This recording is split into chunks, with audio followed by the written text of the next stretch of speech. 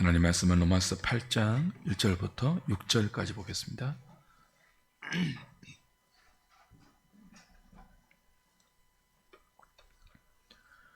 신약 성경 249페이지입니다.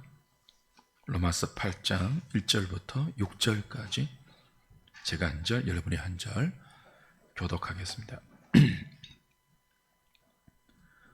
그러므로 이제 그리스도 예수 안에 있는 자에게는 결코 정죄함이 없나니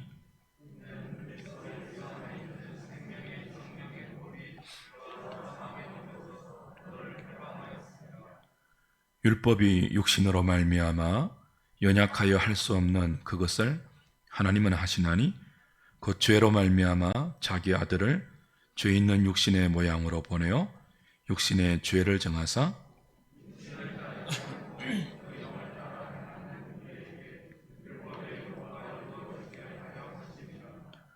육신을 따르는 자는 육신의 일을, 영을 따르는 자는 영의 일을 생각하나니 육신의 생각은 사망이요 영의 생각은 생명과 평안이라. 아멘.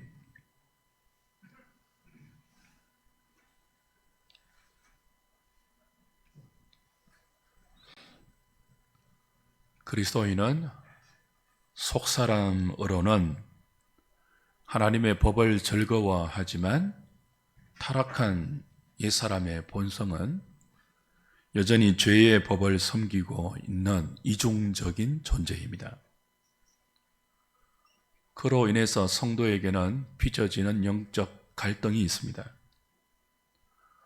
그 영적 갈등 속에서 승리와 패배, 탄식과 감사의 현실을 왔다 갔다 하는 존재가 성도입니다. 그 과정에서 성령의 소욕을 따르지 못하고 육체의 소욕을 좇아서 넘어지고 실패할 때, 원하는 바 선을 행하지 못하고 원치 않는 죄와 악을 행할 때, 오호라, 나는 공고한 사람이다. 이 사망의 몸에서 누가 나를 건져내랴 고 탄식합니다. 지난주에 이렇게 탄식하는 나, 로마서 7장에서 거듭 나오는 나, 이 내가가 중생한 성도인가, 중생하지 못한 불신자인가, 아니면 이도 저도 아닌 바울이 의도적으로 설정한 현실에서는 없는 가상의 인물인가 하는 것을 생각해 보았습니다. 답이 무엇이었습니까? 오호라, 나는 공고한 사람이다. 이 사망의 몸에서 누가 나를 건져내라고 탄식하는 나는 중생한 그리스도인입니다. 그것도 아주 작은 죄에 넘어짐에도 큰 고통과 실망을 느끼면서 성화를 향한 열망을 가지고 있는 성숙한 성도가 로마서 7장이 언급하는 나이죠. 성도는 하나님 말씀의 완전한 요구 앞에서 너무나 무력한 자신의 죄성을 발견하고 탄식합니다. 하나님의 말씀의 요구는 완전하지 않습니까? 흠이 없지 않습니까? 내가 거룩하니 너희도 거룩하라고 하나님 닮은 삶을 요구하지 않습니까?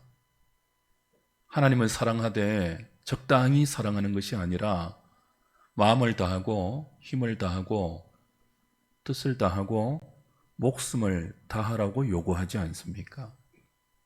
이웃을 사랑하되 적당히 사랑하는 것이 아니라 내 몸처럼 사랑하라고 요구하지 않습니까?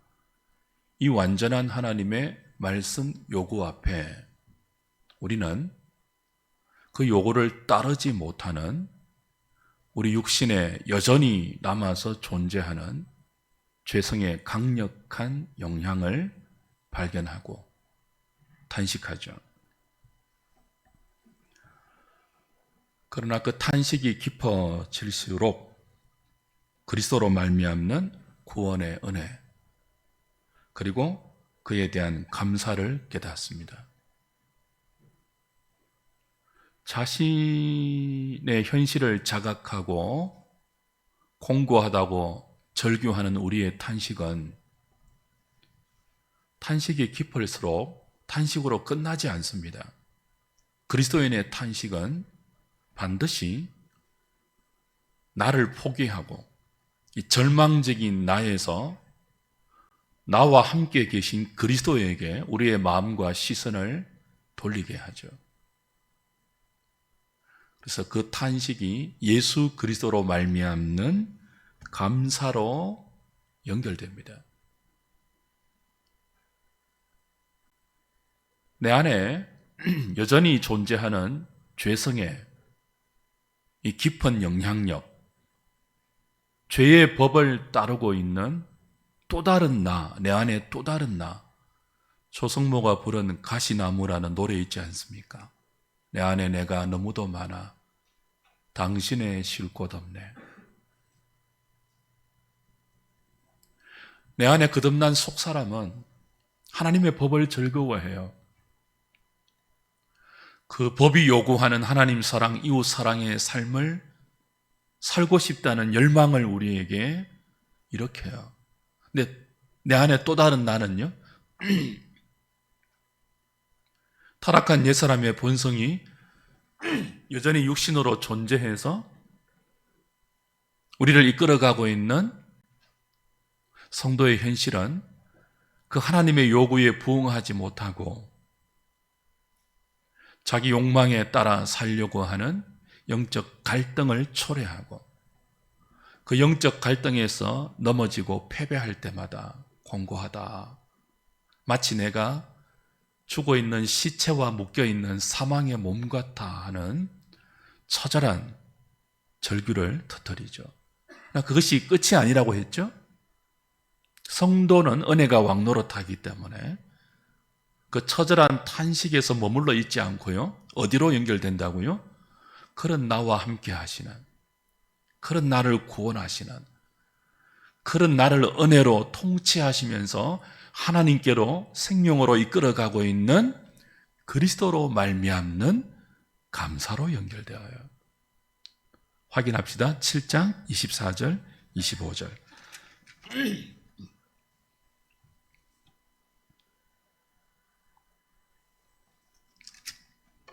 오호라 나는 공고한 사람이로다. 이 사망의 몸에서 누가 나를 건져내랴. 우리 주 예수 그리스도로 말미암아 하나님께 감사하리로다. 그런즉 내 자신이 마음으로는 하나님의 법을, 육신으로는 죄의 법을 섬기노라. 공고하다고 탄식하죠. 마치 자신과 죽어 썩은 시체가 코와 입과 눈을 맞대고 묶여 있어서 그 죽은 사망의 몸이 자신의 몸처럼 느껴지는 처절한 탄식을 뱉어냅니다. 성도가 그래요, 성도가. 불신자는 이런 영혼의 탄식을 가질 수가 없습니다. 근데 그 절규와 탄식이 그리스도로 말미암는 감사로 넘어오지 않았습니까? 자기 자신을 바라보면서 탄식했던 성도가 그리스도를 바라보면서 감사했다면 그 다음의 흐름은 무엇으로 이어지는 것이 자연스러울까요? 생각해 보세요. 나로 말미암아 탄식했어요. 근데 시선을 그리스도에게 돌려 그리스도로 말미암아 감사했어요.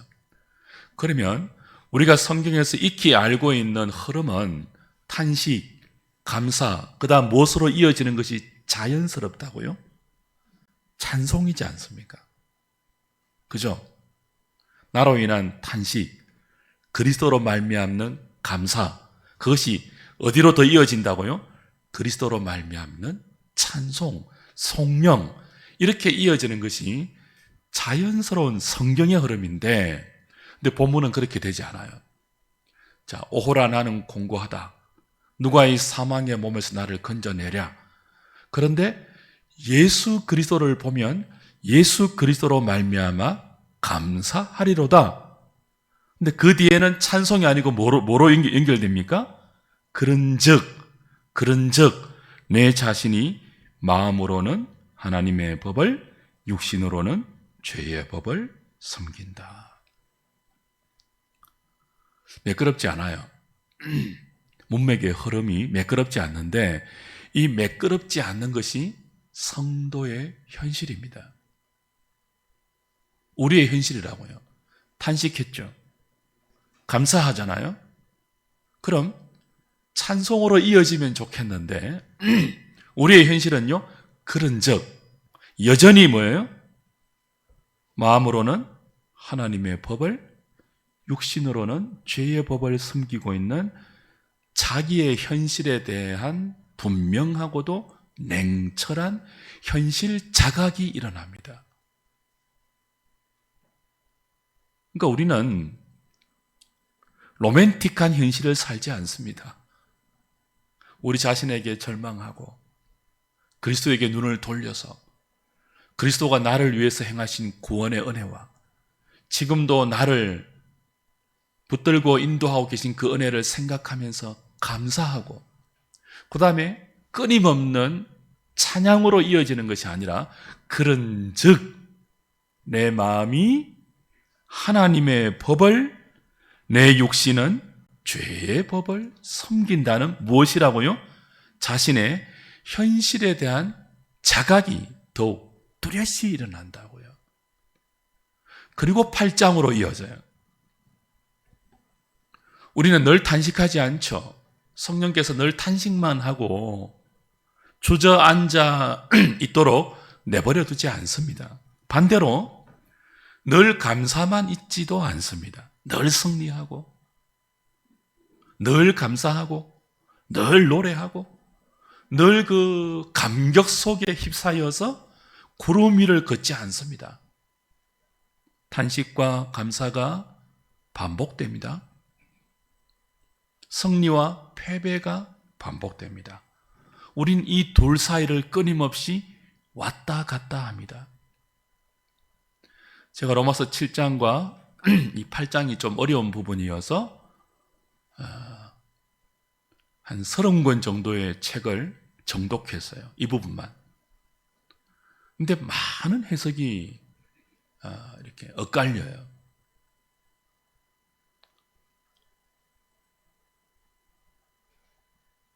근데 이게 이론적으로 보면요, 신약 성경 중에도 가장 난해한 구절이 분명해요.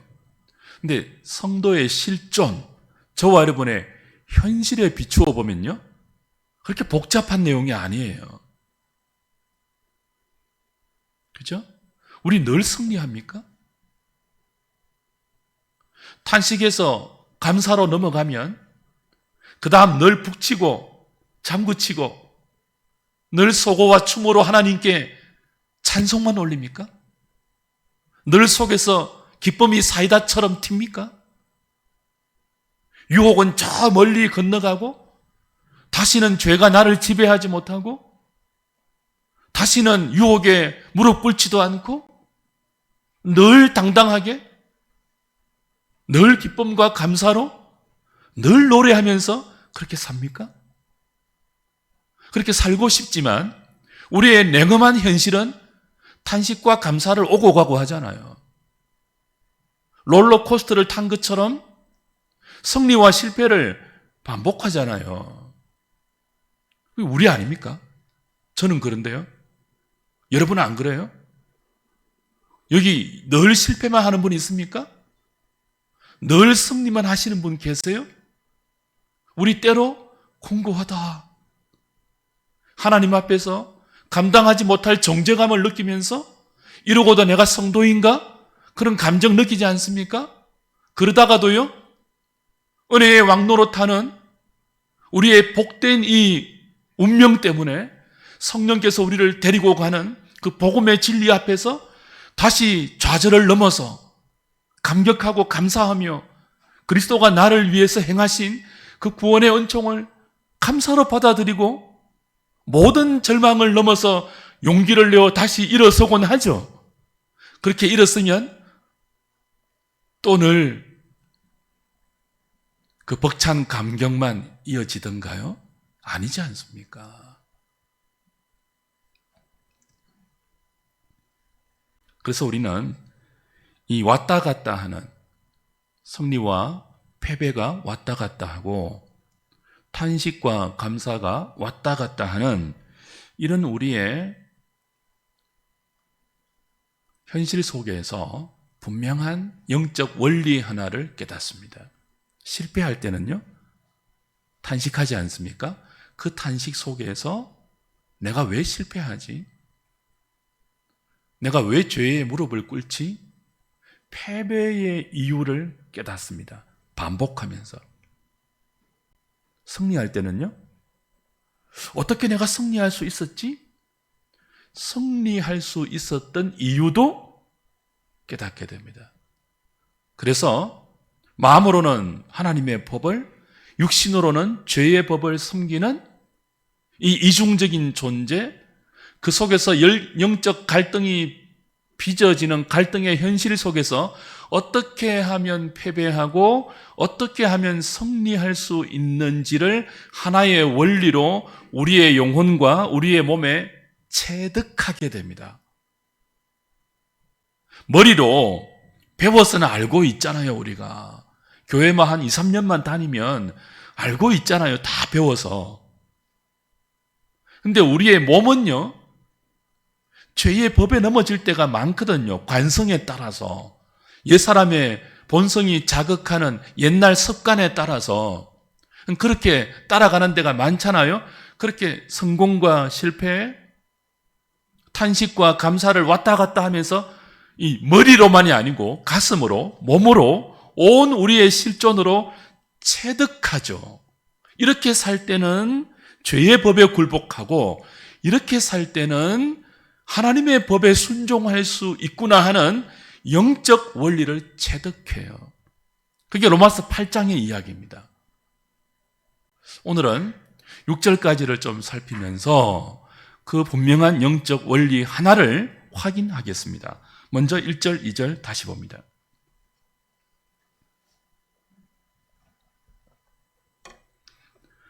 그러므로 이제 그리스도 예수 안에 있는 자에게는 결코 정죄함이 없나니 이는 그리스도 예수 안에 있는 생명의 성령의 법이 죄와 사망의 법에서 너를 해방하였습니다. 우리도 그런 경험 있지 않습니까? 사탄이 거세게 우리의 양심을 고소하고 참소해서 아주 작은 넘어짐에도 하나님 앞에 큰 정죄감을 느끼고 양심에 큰 고통을 느끼는 그런 경험 다들 있잖아요. 그때 성령님께서 우리를 그냥 내버려 두시지 않죠. 그 정죄감에 푹 빠져서 헤매게 방치하시지 않죠. 고통받는 우리에게 예수로 말미암아 정죄를 받지 않는다는 복음의 진리를 확인시켜 주십니다. 성령께서. 내가 지금 말씀대로 살지 못하고 육체의 소욕에 굴복해서 죄를 지었어요. 정죄감을 느끼죠? 여러분, 예수 안에 있는 성도라고 죄를 지었는데도 떳떳하고 당당하고 아무런 양심의 고통을 느끼지 않습니까? 예수 안에 있는 자에게 결코 정죄함이 없기 때문에 우린 죄에서 넘어지는 그때에도 당당해요? 그렇지 않잖아요. 그런 것은 가짜 복음이죠. 구원파의 복음이죠. 우린 성령께서 우리가 넘어질 때마다 안타까워하시고 탄식하는 양심의 근심을 느끼죠. 그래서 때로는 큰 정죄감에 빠지기도 한다고요. 원치 않게. 그때 성령께서 정죄감에 빠지지 않도록 그 정죄의 바다에 빠져서 이렇게 허적거리지 않도록 야, 너는 예수 그리스도 안에 있는 예수가 너를 위해서 죄의 모든 정죄를 다 담당하신 그래서 너에게는 결코 정죄가 없는 그리스도 안에 있는 성도야 라고 우리의 영적 신분과 지위를 확인시켜 주죠. 생명의 성령의 법이 예수 안에서 죄와 사망의 법, 그 정죄와 그 형벌을 해방시켜 주셨구나. 그 복음의 진리로 성령님은 정죄감에 빠져 있을 때 우리를 다시 일으켜서 세워 주십니다. 여기 죄와 사망의 법이 나와요. 생명의 성령의 법이 나와요. 이 법은 율법을 뜻하지 않고요, 우리의 삶에서 힘있게 작동하는 어떤 영적 메커니즘이에요. 영적 원리예요. 죄와 사망의 법, 내가 나를 책임지는 삶의 시스템입니다. 내가 죄를 지었잖아요. 그럼 내가 지은 그 죄에 대한 책임을 내가 지는 법, 그 원리, 그 시스템, 죄와 사망의 법이에요. 모든 자연인들은, 모든 불신자들은 죄와 사망의 영적 원리가 작동하는 그 시스템 속에서 살아갑니다. 자기가 자기 인생을 책임져야 돼요. 생명과 성령의 법은요, 정반대예요. 하나님의 은혜가 우리를 책임지는, 하나님께서 그리스도를 통해서 우리를 책임져 주는, 내가 내 자신을 책임지는 것이 아니라 하나님께서 나를 책임지는 삶의 원리를 생명과 성령의 법, 그렇게 표현하죠. 내가 죄를 지었습니다. 죄와 사망의 법 아래 있으면요, 내가 그 벌을 받아야 돼요. 결과는 정죄이고 사망입니다. 그런데 생명의 성령의 법 아래 있으면요, 내가 죄를 지었는데 그리스도가 내 대신 그 죄에 대한 책임을 지십니다. 죽어야 할 나는 죽지 않고 죽을 이유가 없는 그리스도가 내 대신 나의 죄의 책임을 짊어지고 죽으셔서 나를 살리십니다. 은혜와 생명과 성령의 법입니다. 영적 원리이죠. 하나의 원리예요. 예수 그리스도 안에 있는 자는 죄와 사망의 법에서 생명과 성령의 법이 해방시켰어요. 죄와 사망의 법이 폐지되지 않았습니다. 여전히 있습니다. 모든 자연인들을 이 영적 역동으로 지배하고 있습니다. 근데 예수 그리스도 안에 있는 자에게는 죄와 사망의 법에서 해방됩니다. 은혜와 생명과 성령의 법 때문입니다. 그래서 저와 여러분에게는, 예수 믿는 성도에게는 정죄가 없습니다. 근데 뭐는 있다고요? 마음의 고통은 있죠. 그래서 정죄가 없다는 것으로 끝나지 않고요, 3절 4절로 이어집니다. 3절 4절 율법이 육신으로 말미암아 연약하여 할 수 없는 그것을 하나님은 하시나니 곧 죄로 말미암아 자기 아들을 죄 있는 육신의 모양으로 보내어 육신의 죄를 정하사 육신을 따르지 않고 그 영을 따라 행하는 우리에게 율법의 요구가 이루어지게 하려 하심이라. 하나님의 독생자 예수님이 우리를 구원하기 위해서 육신의 모양으로 육신을 입고 오셨습니다. 우리를 위해 대속의 죽음을 십자가에서 죽어 주셨습니다. 그뿐 아니라 인생이 어떻게 율법의 요구를 이룰 수 있는지를 육신을 따르지 않고 영을 따라 행하신 순종의 삶으로 보여주셨습니다. 그리스도가 하신 대속의 일이 두 가지예요. 하나는 우리의 죄를 대속하기 위해서 십자가에서 죽으신 것이고요, 다른 하나는요, 그분의 생애를 율법의 요구가 이루어지도록 사신 순종을 이루셨어요. 완전하게. 이걸 우리는 그리스도의 능동적 순종, 그렇게 신학적으로 말해요. 십자가는요, 수동적 순종 그렇게 말하고요. 그 능동적 순종과 수동적 순종이 하나님 앞에 우리를 어렵다고 할 수 있는 의를 이끌어내었고 그 의로 우리에게 옷 입혀 주셨죠. 왜 육신으로 오셔서 왜 전생애를 육신을 따르지 않고 영을 따라 행하심으로 율법의 요구를 완전하게 이루셨을까요? 우리를 위해서예요. 하나의 영적 원리를 가르쳐 주신 거죠. 다시 4절을 가만히 보십시오.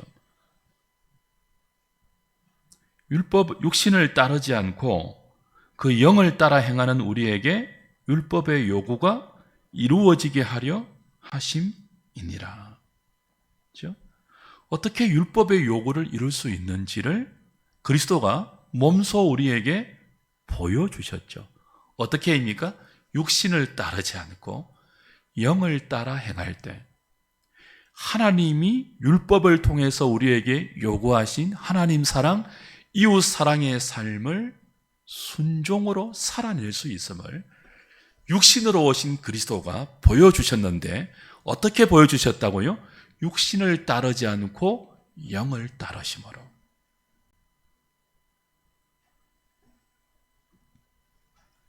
부활하신 주님은 성천하셔서 아버지와 함께 우리에게 성령을 보내주셨습니다. 왜 보내주셨을까요? 그리스도가 육신을 따르지 않고 성령을 따라 율법의 요구를 온전히 행하셨잖아요. 우리도 그 주님을 믿고 그 주님을 따라 주님이 사신 그 모습 그대로 육신을 따르지 않고 영을 따라 하나님의 말씀을 한 걸음 한 걸음 살아낼 수 있도록 누구를 보내셨다고요? 성령을 보내셨어요. 그래서 예수 그리스도 안에 있는 성도는 그리스도 안에 있기 때문에 죄와 사망의 법에서 생명과 성령의 법으로 해방되는 정죄를 당하지 않는 복만이 아니라 또 다른 복을 받았죠. 어떤 복입니까? 성령을 받아서 그 성령의 은혜로 말미암아 이제 육신을 따르지 않을 수 있는, 성령을 따라 율법의 요구를 행할 수 있는 유일한 존재가 되었다는 거예요. 그걸 우리가 이 머리로만이 아니고 언제 몸으로 체득한다고요? 승리와 실패, 탄식과 감사를 반복하면서 실패할 때마다 공고한 고통의 그 아픔을 경험하면서 또 육신을 따랐구나. 절실히 깨닫는 거죠. 육신을 따르면 백전백패하구나. 승리할 때는요, 이게 내 능력이 아니지. 성령을 따라 행하면 성령의 능력으로 율법의 요구, 그 사랑하는 삶이 작은 순종으로 나에게 가능하구나 하는 것들을 온 몸으로 체득한다는 거예요.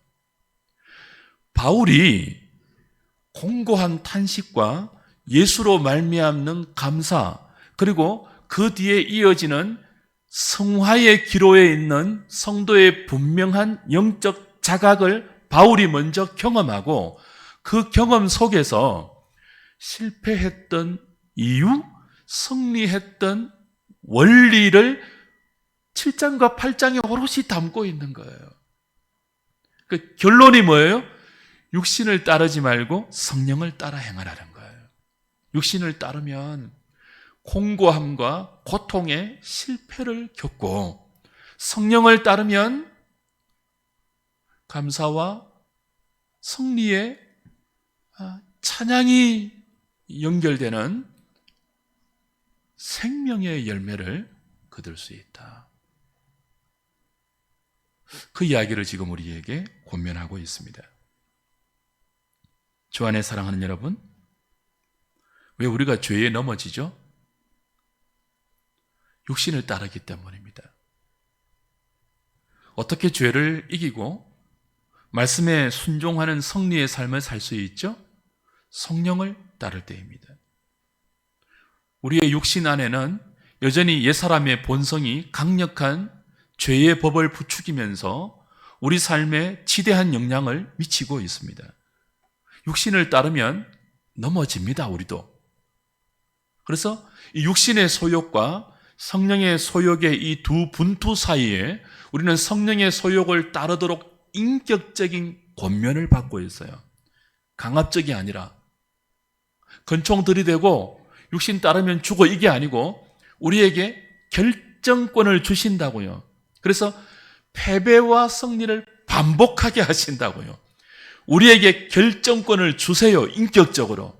우리 삶의 평생을 허락하시고 이 평생이라는 신자의 무대 속에 우린 수없이 넘어지고 또다시 일어서며 탄식과 감사를 반복하면서 우리 몸에 체득합니다. 우리의 영혼에 체득합니다. 아, 이렇게 하면 넘어지구나. 이렇게 하면 공고한 실패를 다시 반복하구나. 이렇게 하면 그렇게 하지 않을 수 있구나를 느낀다고요. 그게 여러분의 인생이라고요. 그러니까 그냥 넘어가지 마세요. 여러분의 하루하루를 무덤덤하게 넘어가지 마세요. 깨어 있으란 말이 그런 뜻이에요. 넘어지면 공고하십시오. 어쩔 수 없어 변명하지 말고요. 작은 넘어짐에도 입새에 있는 바람에 괴로워했던 시인처럼 작은 굴복과 작은 넘어짐에도 괴로워하시라고요. 그래야 뭘 할 수 있다고요? 여러분의 온 실존에 새겨진다고요. 이렇게 하면 넘어지구나. 그 넘어짐이 이렇게 큰 양심의 고통을 초래하는구나. 사망의 몸 같구나. 그걸 덤덤히 넘어가니까 난 어쩔 수 없어. 넘어가니까 안 새겨지는 거예요. 승리하시면요, 이웃을 사랑하고 환대하고 양보하고 손해보면서까지 복음의 진리를 지키고 하나님의 뜻을 순종했을 때는요, 아, 이게 내 힘이 아니구나. 내 결심과 내 의지로서는 판판이 넘어졌는데 성령께서 도우셨구나.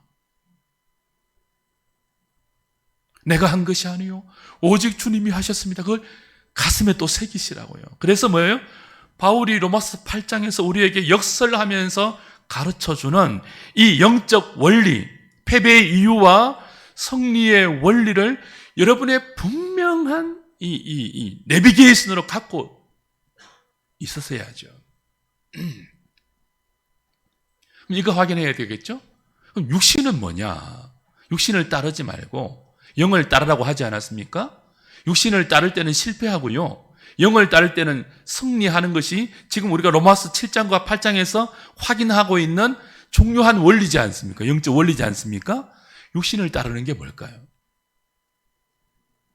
여기 육신은 몇 번 말씀드렸죠? 플래시입니다. 바디가 아니라. 살과 영을 가진 몸뚱아리로 해석할 수도 있죠. 그러나 로마서에서, 특별히 갈라디아서와 로마서에서 바울이 육신이라고 쓸 때는요, 그걸 뛰어넘어서 훨씬 영적 원리가, 영적 의미가 강화됩니다. 여전히 우리의 옛사람에 남아있는 죄의 강력한 본성, 하나님을 거스르고 끝없이 자기를 위하는 이 자기 위주의 삶, 그걸 플래시, 육신이라고 말해요. 그러니까 육신을 따르는 삶이 뭐예요? 자기를 위한 삶이에요.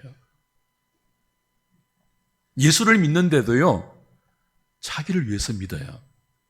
육신적인 믿음이에요.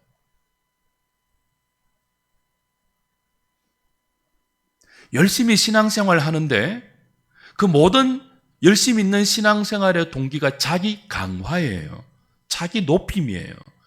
자기 자랑과 자기 인정이라는 숨은 동기를 가지고 하나님 앞에 나갈 때 육신을 따르는 거예요. 그 육신을 따르면요, 결과가 뭐예요? 오라 공고하다 해요. 누가 이 사망의 몸에서 나를 건져내라 해요. 육신을 따르면요, 마음에 원하는 선은 행하지 못하고요, 원치 않는 악을 행하는 것으로 나가요. 그럼 영을 따르는 건 뭐예요? 정반대죠. 육신이 하나님을 거스르는 타락한 옛 본성의 성향이잖아요. 영을 따른다는 건요, 자기를 위한 삶이 아니라 하나님을 위한 삶이죠. 자기를 위한 삶이 아닌 이웃을 위한 삶이에요. 우리가 언제 승리할 수 있습니까? 자기를 위해 살지 않을 때입니다. 하나님을 위해 살고 이웃을 위해 살 때입니다. 그때만 승리가 가능합니다. 아무리 좋은 종교적인 명분을 갖다 붙이고 아무리 그럴싸한 어떤 동기를 갖다 붙인다 해도 그 목적이 자기를 향하고 있으면요, 실패해요. 실패할 수밖에 없어요. 그게 하나님의 말씀의 요구는 이루어지지 않습니다.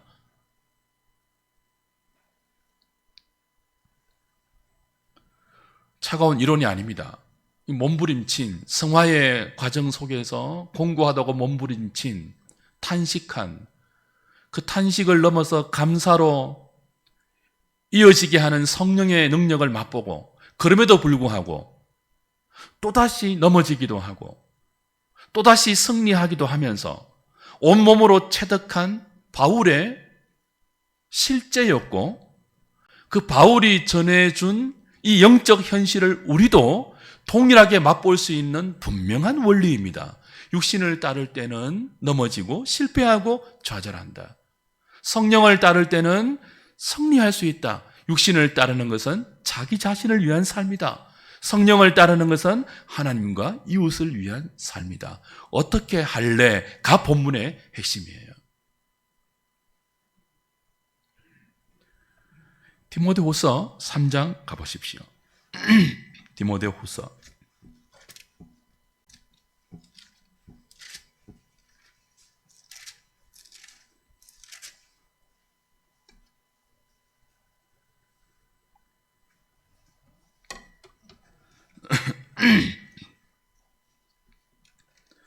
사람들이 자기를 사랑하며 1절부터입니다. 너는 이것을 알라. 말세에 고통하는 때가 이르러 사람들이 자기를 사랑하며 돈을 사랑하며 자랑하며 교만하며 비방하며 부모를 거역하며 감사하지 아니하며 거룩하지 아니하며 무정하며 원통함을 풀지 아니하며 모함하며 절제하지 못하며 사나우며 선한 것을 좋아하지 아니하며 배신하며 조급하며 자만하며 쾌락을 사랑하기를 하나님 사랑하는 것보다 더하며 경건의 모양은 있으나 경건의 능력은 부인하니 이 같은 자들에게서 내가 돌아서라. 육신을 따르는 사람의 삶의 전형이에요. 말세에 고통하는 때가 온다 그럽니다. 지금 말세 아닙니까? 그죠? 신약 성경이 말하는 말세는 그리스도의 초림부터 다시 오시는 그리스도의 재림까지의 모든 기간을 말해요. 일정한 포인트가 아니고요. 기간이에요, 기간. 그 지금 우리가 말세이죠. 말세의 특징이 뭡니까? 고통하는 거예요. 사람들이 고통하지 않습니까? 고통을 원하는 사람이 없잖아요. 다 행복하게 살고 싶잖아요. 다 즐겁게 살고 싶잖아요. 그런데 그런 소원과는 달리 말세의 특징은요, 고통하는 거예요. 근데 왜 고통합니까? 고통하는 첫 번째 이유를 디모데후서 3장은 무엇으로 들고 있죠? 사람들이 자기를 사랑하며. 뒤에 이제 돈을 사랑하고 이렇게 쭉 나오는 것은요, 전부 자기를 사랑하기 때문에 필연적으로 나오는 열매들이에요.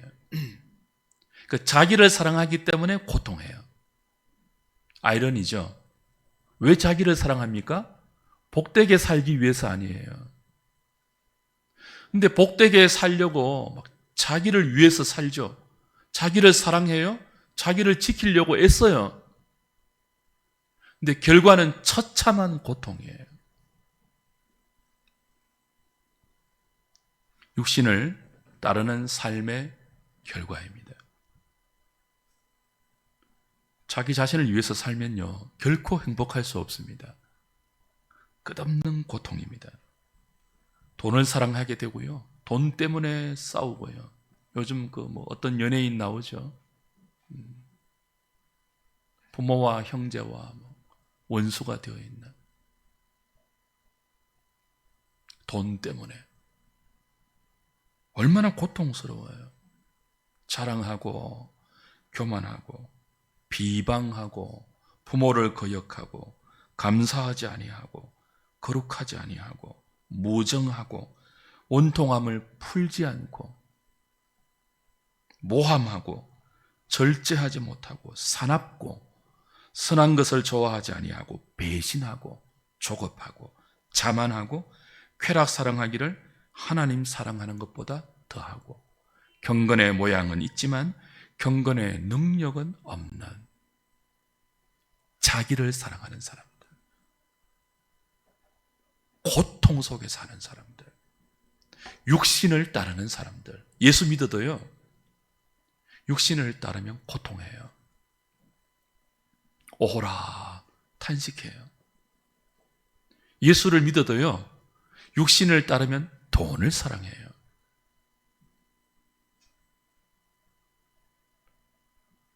자기를 위해서, 돈을 위해서, 자랑하기 위해서 예수를 믿게 되고, 그 결과는 그런 것 가질지 모르지만 고통스러워요.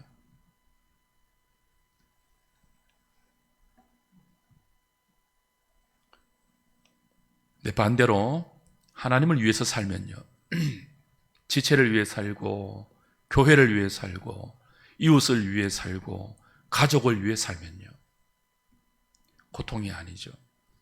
보람과 생명과 평안이 있습니다. 이 보람과 생명과 평안은 이렇게 획득하는 게 아니에요.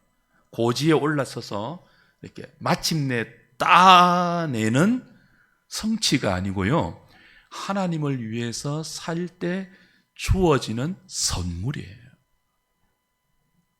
평안은요, 우리가 이렇게 격렬하게 싸워서 얻는 전리품이 아니에요.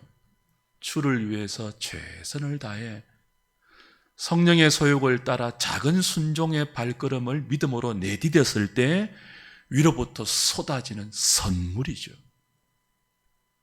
그래서 육신을 따르지 말고 영을 따르라. 본문의 핵심이에요. 우리가 영적 싸움에서 승리할 수 있는 비결이자 원리입니다. 주 안에 사랑하는 여러분, 말씀 맺읍시다. 우리 안에 성령의 소욕이 있습니다. 동시에 육신의 소욕도 여전히 존재합니다. 이 두 소욕이 늘 다투고 싸워서 갈등합니다. 육신을 따르면 하나님도 자신을 위해서 믿고요, 믿음을 앞세워서 자기를 과시하고 포장하고 높입니다. 그래서 열심히 믿는데 생명의 열매가 아니라 사망의 열매가 맺힙니다. 고통과 미움과 시기와 질투와 교만과 자랑이 따라옵니다. 그래서 공고합니다. 사도는 오늘 우리에게 말합니다. 그렇게 예수 믿지 마세요. 육신을 따라 믿지 마세요. 하나님을 위해서 믿고 이웃을 위해서 믿으라고 권면합니다. 갈라디아서 5장을 찾고 마치겠습니다. 갈라디아서 5장 여러분 잘 아시는 구절 16절부터입니다. 갈라디아서 5장 16절.